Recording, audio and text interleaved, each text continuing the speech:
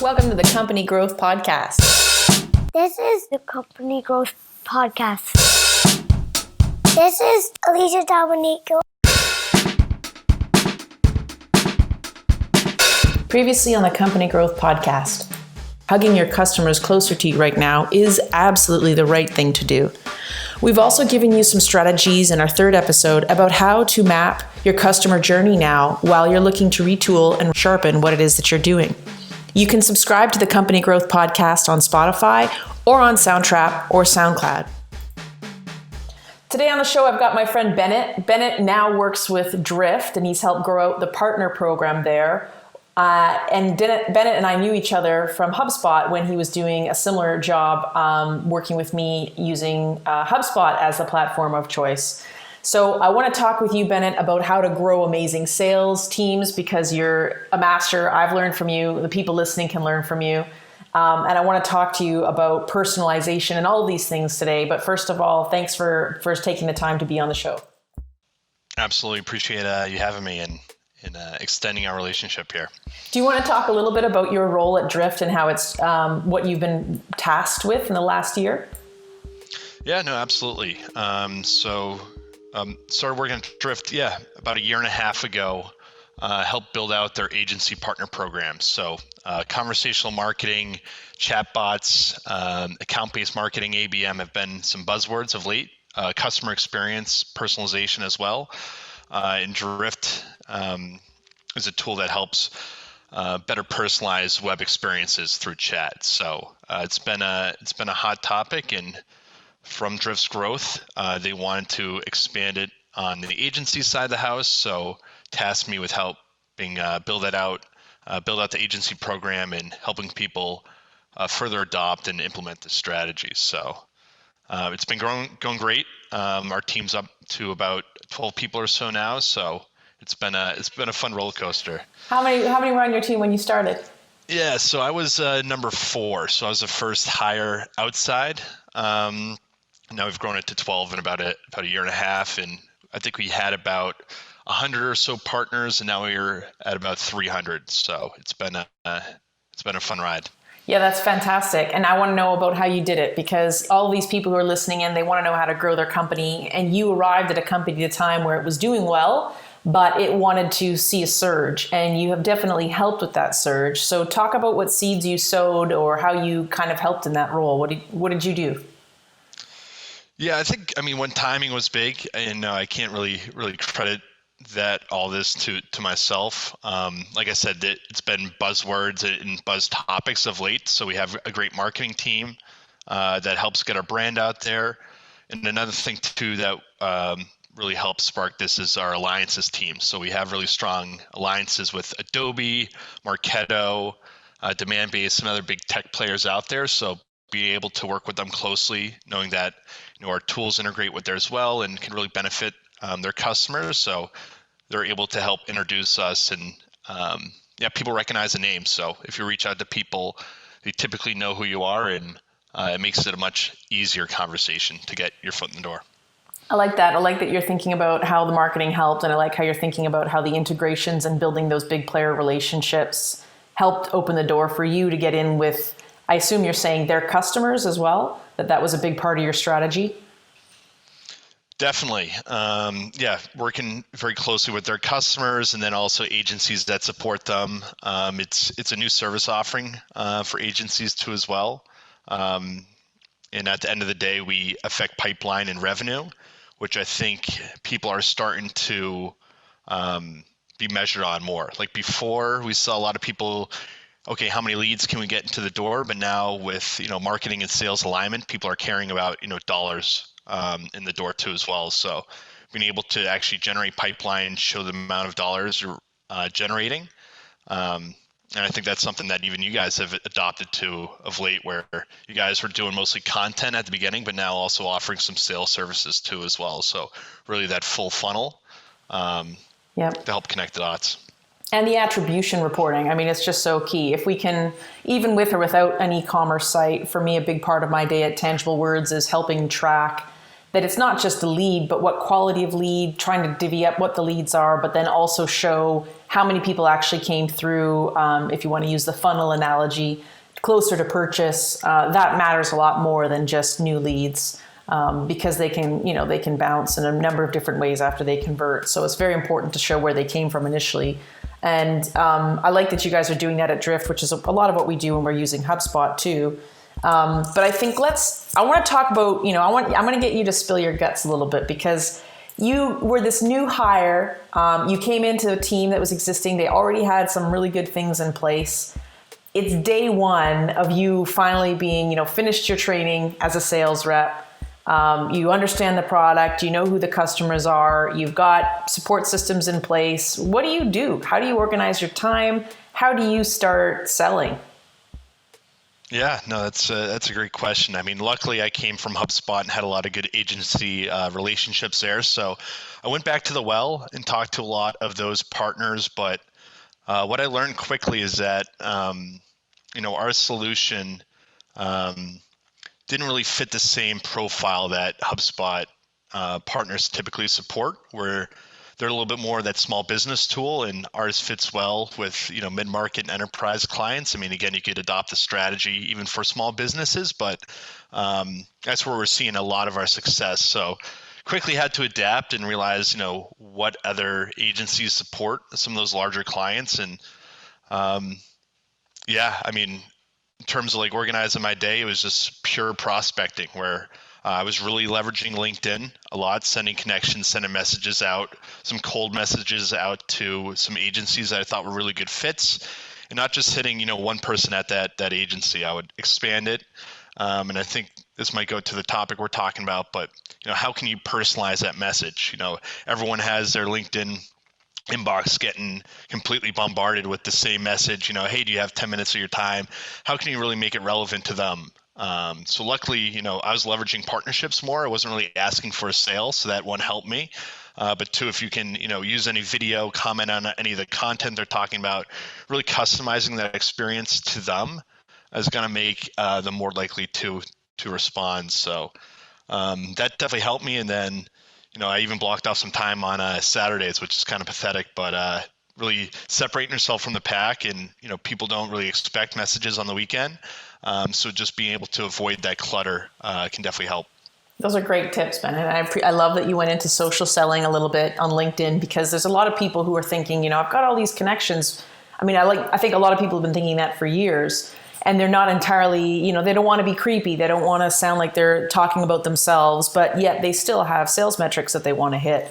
So I love that you brought up that you're engaging with their content and really focusing on them, that you're trying to be social while you're selling. You're trying to actually engage on the things that matter to other people, which is a core tenet of copywriting, a lot of the work that we do, but it's also just, being a better human, I think, when you're a salesperson as well. Yeah, I'm really lucky where our marketing team just has unbelievable content, super relevant content, shameless plug, drift.com/blog. They even had an article today on it was a checklist on how to best send videos. So it's make sure your video is a certain length, have a CTA, you want to wave and, gesticulate a little bit, be authentic. Just the best tips to actually use video, being that video is so relevant now that people are working from home and, they still want to engage with people, face to face, or have more of that personalized touch.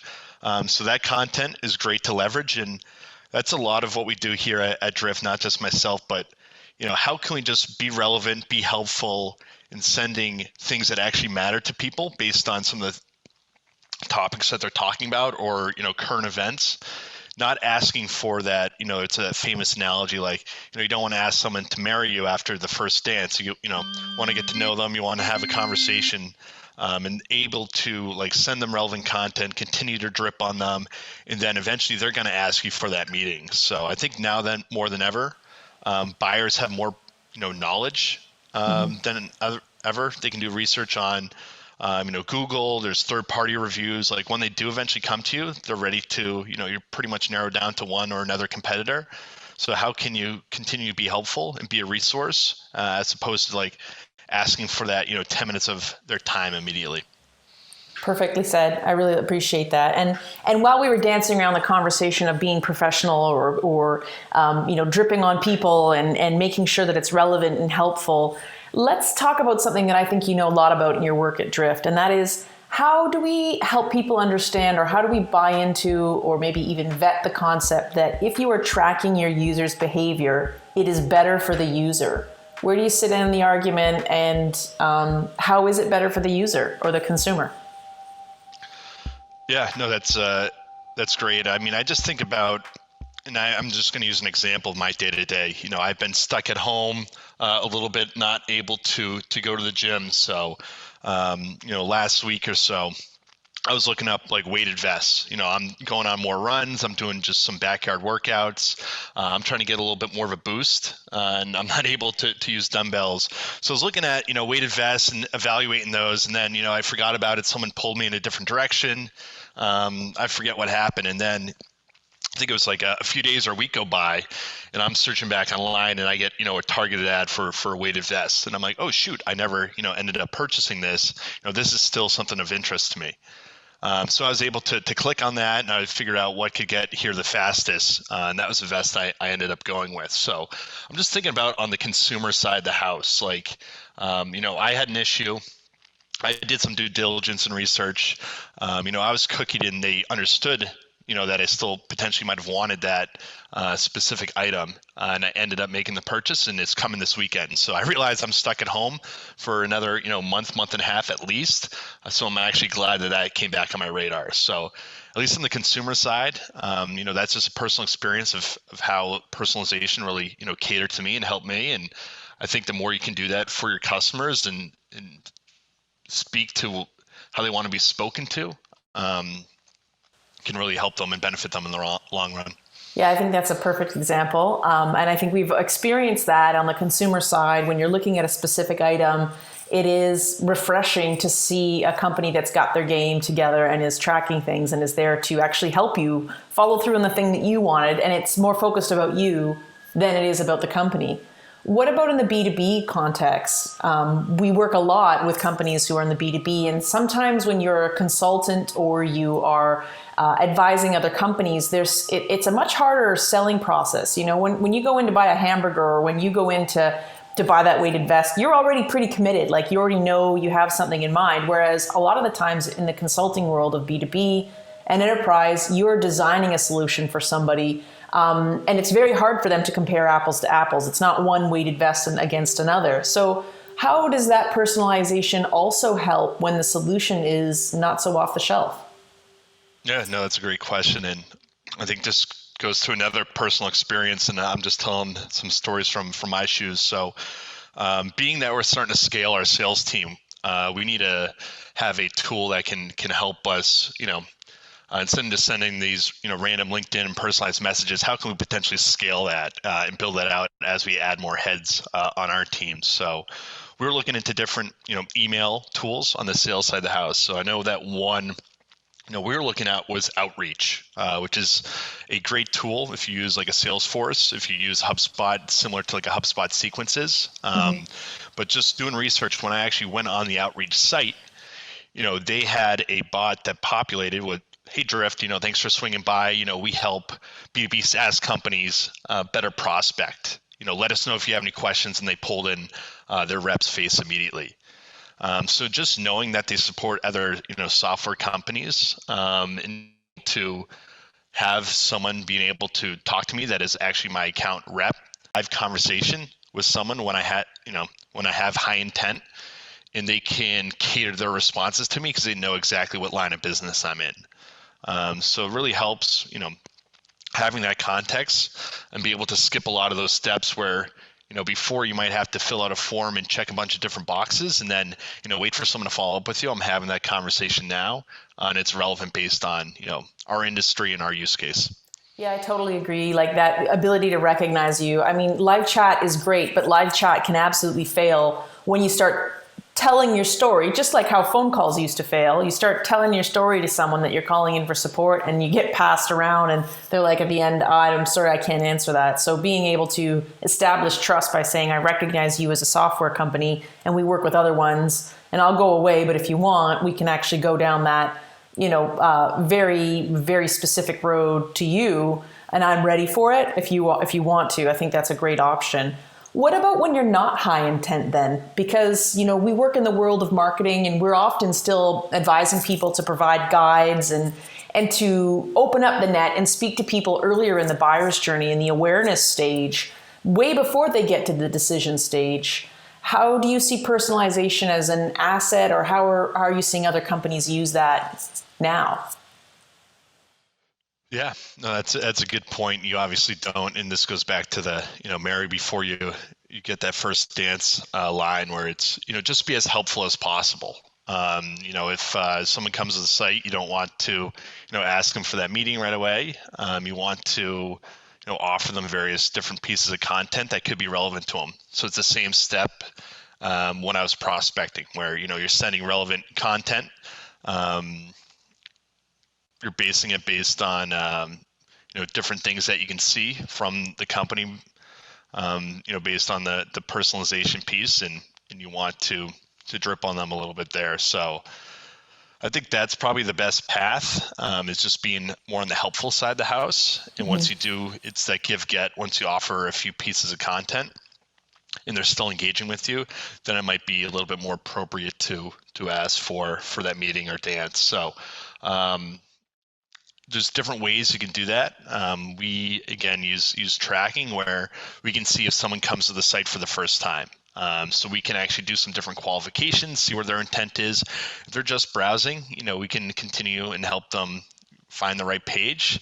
But if they've come back to the site, 5 or 10 times, we'll have a different message. Hey, it looks like you've come back to the site a few times. Things must be getting a little bit serious. Or if someone's on a pricing page, typically they have higher intent than if they're on just like, the home page or a, blog page, for example.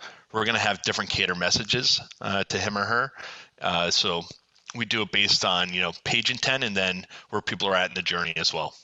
Yeah, that's perfect. I mean, we did an episode with HubSpot and my channel account manager at HubSpot talking about the customer's journey and mapping it out. And I think that's a step that a lot of companies skip. And what I like about what Drift is saying is that in a lot of the marketing that you guys have put together, it's really looking and taking stock of your content and really understanding that asking for a meeting or a meeting booking link is asking for a hand in marriage for a little, it's at least it's a lot more serious than the first dance. So I think it's asking someone to spend time with you is a lot more higher intent, and it shouldn't be happening earlier on. It's not to say that sometimes people don't come on to your pricing page, which is a more intent-based piece of marketing, and that you might need to be able to be ready to offer it. But I think that initially first being able to say, this might help you, and not really asking for them anything in return can be a really strong an important play to make in the age of so many people being skeptical. So you guys were looking at email marketing, and you've mentioned drip campaigns a few times. How do you feel about when people stop engaging with your drip campaigns, and how are you monitoring that so to make sure that you remain helpful? Is that a big focus in the work that your team does? Definitely. I think that's where you have your strong outreach on the sales front, and you do your sequence of 10 touches between video, email, LinkedIn, calling. And then, you obviously, timing can be wrong, especially during times like this, people have a lot of things going on. I think that's where it's great to hand that off to the marketing funnel, where it's like, okay, I did some specific personalized outreach to a few different candidates. I don't really have the bandwidth to continue to follow up with this person, but I still think they're a great fit. Just hand it off to the marketing team and trust them on sending them, relevant content and keeping them engaged that way. So I think that's a great tactic. And, if you ever do see something that you think might be relevant to them, like on a recent post that you might have read, always you can float that their way. I like to, at least have a touch on someone, quarterly minimum, but I trust my marketing team to keep engaged with them. Okay, that's really cool. You said something else there that I wanted to go back to that I thought was really interesting. What was it? I thought that your touch points, you mentioned a benchmark in touch points. Do you guys set benchmarks? Is it that you should have, 10 touch points to close? Or do you guys feel like there's anything that you can say around that line of thinking or any personal goals that you set? Yeah, I mean, you definitely want to have, I think the number is like 8 to 15 touches to get your first meeting. So, um, yeah, I like to have, it is a lot, but, people are busy, their inboxes fill up. So, um, you like to have those touches, but I think that also could, the less personalized they are, the more touches you'll need. Because a lot of those are going to be put into spam. Like the amount of emails I get that reference COVID in the subject line, I think there's a decrease in 40% of those even getting opened. I know I trash those immediately, but if someone sends me a more personalized video or something that's relevant to me based on what I'm engaging with on social, you're going to get a much higher hit rate. So I think the better you do that, the less touches you'll need, which again goes to the personalization piece and just sticking out from the pack. Interesting about one of the things that Drift has done to separate themselves is that once you start engaging with someone at Drift, every time you go on to the site and you're engaging with more content, that relationship, that dialogue stays open with that person you're speaking with. Can you speak to how that works a little bit? Yeah, absolutely. So yeah, if you have a conversation through the bot and come back, we'll be able to recognize you. Say you gave your email through the bot because you want to sign up for our blog, or 10 revenue growth summit that we had last week. The next time you come by, we'll greet you by name, ask you how you enjoyed revenue growth summit. What were your main takeaways? So it's just normal having a conversation like we're doing right now. Just having that on the website and keeping it as relevant as possible. Like you would hate for, coming back to the site and it's like, how can I help you? Very blanketed experience when we've already had, a dialogue and conversation. We'd like to keep that flow going and further along the relationship. That's perfect. I think that's really important. I do think you're doing a great job of that at Drift. And I love that, you and I were talking about something. When I came back to the website, there was a chat. The chat box was directly back to you.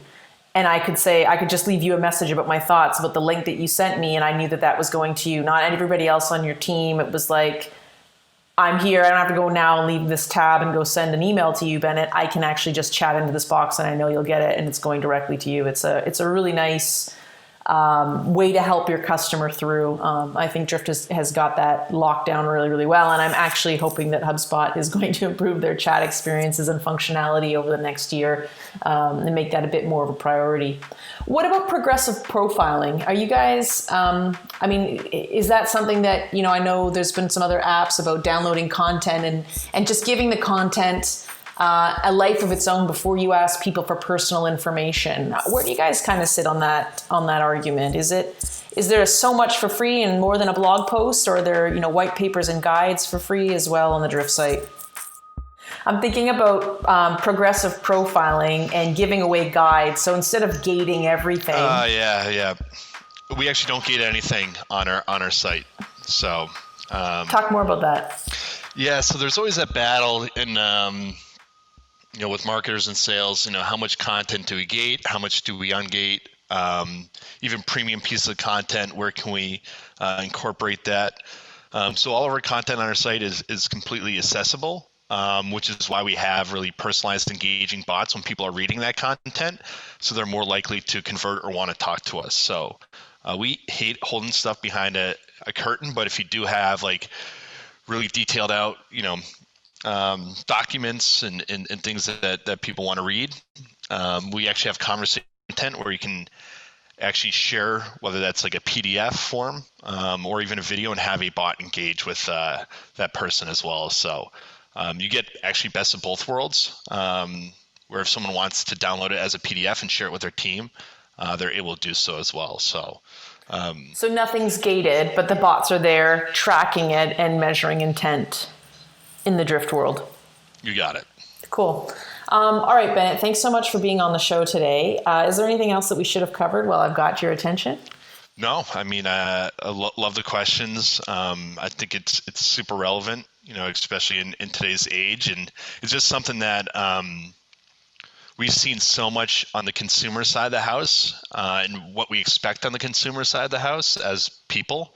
We expect personalized VIP treatment. Even I'm drinking my coffee here, and they know my order. Right when I walk in, and they know me by name because I've been a frequent customer there. So being able to still give that people that same experience when they come to websites is just what we expect, and going to keep better long and lasting relationships. So I think we're slowly adapting there, and yeah, it's. I know people hate this phrase, but it's starting to be the new norm. So happy to help, answer any questions along that front, or if anyone wants to do a deeper dive into personalization or drift. That's awesome, Bennett. Thanks so much. Thank you. Have a good one.